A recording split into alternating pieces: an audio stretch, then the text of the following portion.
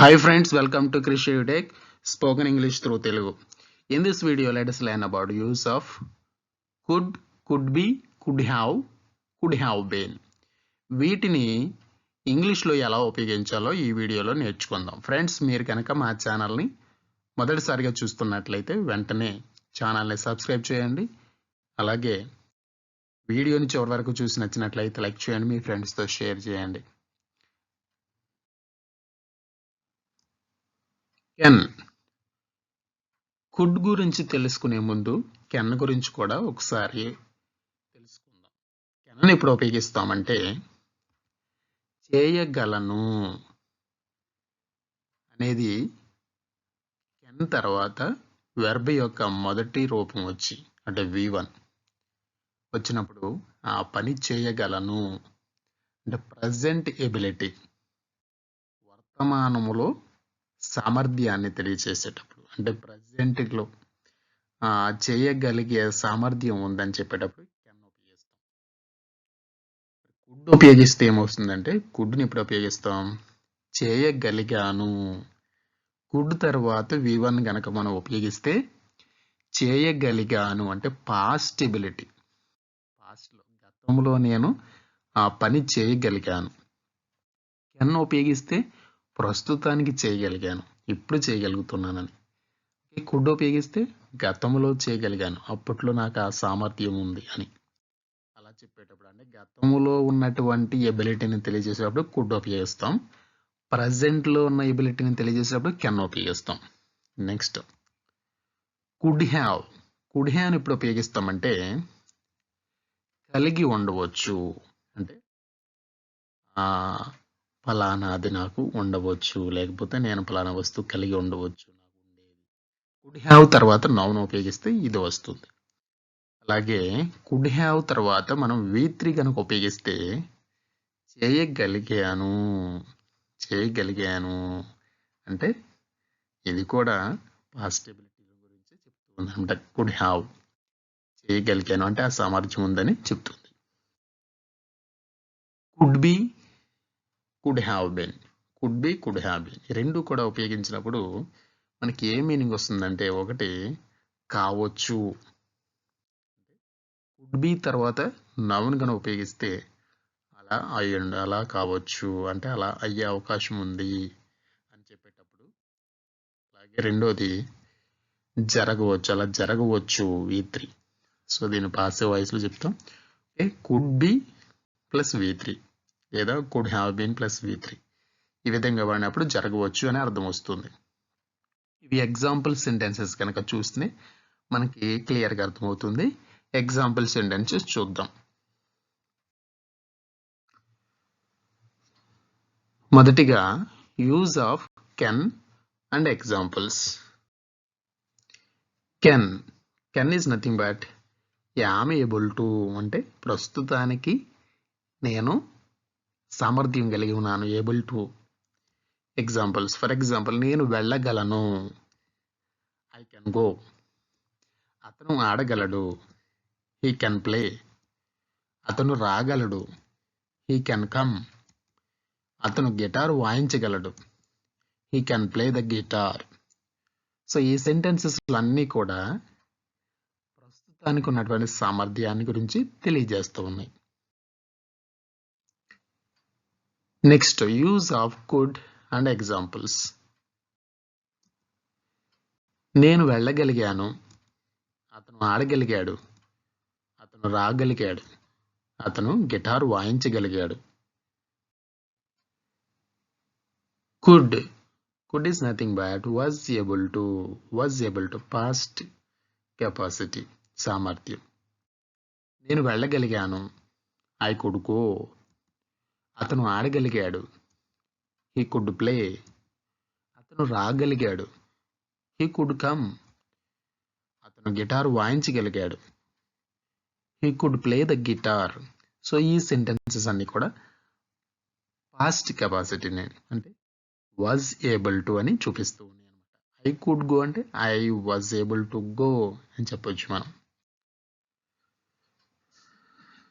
నేను జపాన్ వెళ్ళగలిగాను, I could go to Japan.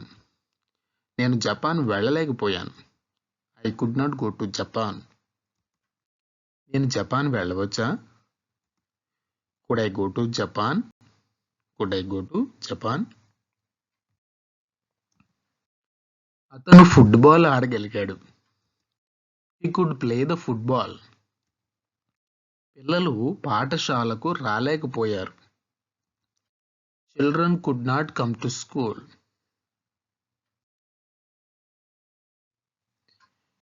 Next one, use of could have and examples. నేను ఒక pen కలిగి ఉండవచ్చు. నేను ఒక పుస్తకం కలిగి ఉండవచ్చు. అతని దగ్గర డబ్బు ఉండవచ్చు. నేను ఇంటికి వచ్చి ఉండవచ్చు. అతను ఢిల్లీకి బయలుదేరి ఉండవచ్చు. అతను ఢిల్లీకి వెళ్ళి ఉండవచ్చు. ఇక్కడ ఉండవచ్చు అన్నాక అప్పుడు మైట్ కూడా వస్తుంది కనుకోవచ్చు. ఇక్కడ ఏంటంటే అలాగ జరిగి ఉండే అవకాశం ఉంది అని చెప్తున్నాం. దీన్ని నేను ఒక పెన్ను కలిగి ఉండేవాడిని, నేను ఒక పుస్తకం కలిగి ఉండేవాడిని, అతని దగ్గర డబ్బు ఉండేది. సో ఇలాగా నేను ఇంటికి వచ్చి ఉండేవాడిని. ఈ విధంగా చెప్తాం. ఎగ్జాంపుల్ చూద్దాం ఇంగ్లీష్లో. నేను పెన్ను కలిగి ఉండవచ్చు. I could have a pen. నేను పుస్తకం కలిగి ఉండవచ్చు. I could have a book. అతని దగ్గర డబ్బు ఉండవచ్చు. He could have a money. He could have money. నేను ఇంటికి వచ్చేవాడిని. నేను ఇంటికి వచ్చేవాడిని. I could have come home. అతను ఢిల్లీకి వెళ్ళేవాడు. He could have gone to Delhi. అతను ఢిల్లీకి బయలుదేరేవాడు. He could have left for Delhi. అతను డాక్టర్ అయ్యేవాడు. He could have become a doctor. రాము ఆడేవాడు. Ram could have played. మనము ఇంటికి వెళ్ళేవారిని. We could have gone to home. Use of could be, could have been with examples. నేను క్రికెటర్ కావచ్చు. నేను గాయకుడిని కావచ్చు. రాహుల్ నర్తకి కావచ్చు. నేను మీ అభిమానిని కావచ్చు. అతను నా మిత్రుడు కావచ్చు. ఆమె ఇంట్లో ఉండేది. She could be at home. She could have been at home. So ఈ రెండు సెంటెన్సెస్ కూడా మనకి ఇంగ్లీష్లో డిఫరెంట్గా ఉన్నప్పటికీ కూడా తెలుగులో మాత్రం ఆమె ఇంట్లో ఉండేది అని అర్థం వస్తుంది. అరుణ్ పాఠశాలలో ఉండేవాడు. Arun could be in school. దీన్ని కుడ్ హ్యావ్ ఉపయోగిస్తే Arun could have been in school. మీరు నాతో ఉండేవారు. You could be with me. నేను క్రికెటర్ అయ్యేవాడిని. I could be a cricketer. నేను గాయకుడిని అయ్యేవాడిని. I could be a singer. అతను నా మిత్రుడు అయ్యేవాడు. He could be my friend.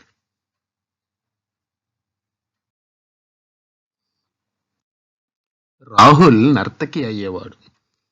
Rahul could be a dancer. Rahul dancer అయ్యేవాడు కాదు. Rahul could not be a dancer. Rahul doctor అయ్యేవాడా? Could Rahul be a doctor?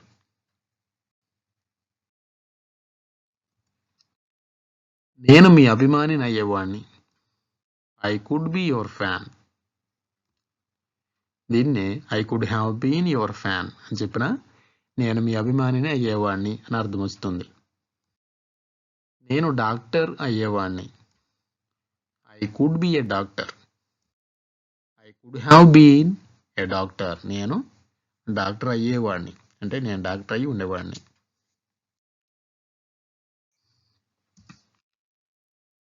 నన్ను Rahul పంపేవాడు.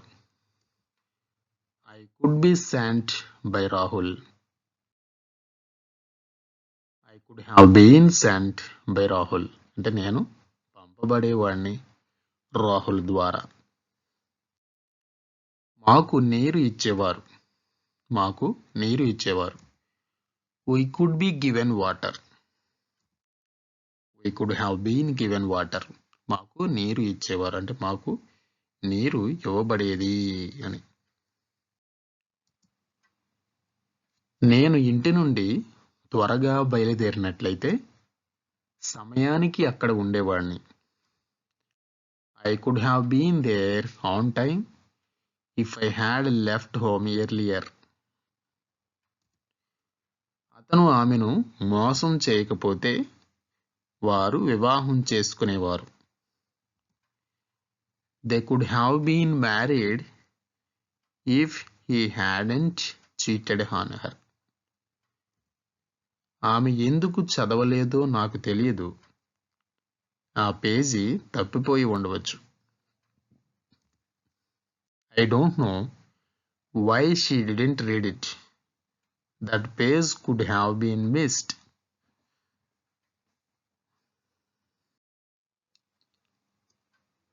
Thank you friends. Thank you for watching. If you like this video, please like it and share with your friends. Don't forget to subscribe my channel. Friends, ఈ video కనుక నచ్చినట్లయితే like చేయండి, share చేయండి, అలాగే మా ఛానల్ని subscribe చేయండి. తర్వాత వచ్చినటువంటి గంట సింబల్ మీద కూడా ప్రెస్ చేయండి. అలా చేయడం ద్వారా నేను చేసే ప్రతి ఒక్క లేటెస్ట్ వీడియో మీకు నోటిఫికేషన్ లోపల వస్తుంది. Thank you for watching. We will meet again in the next video.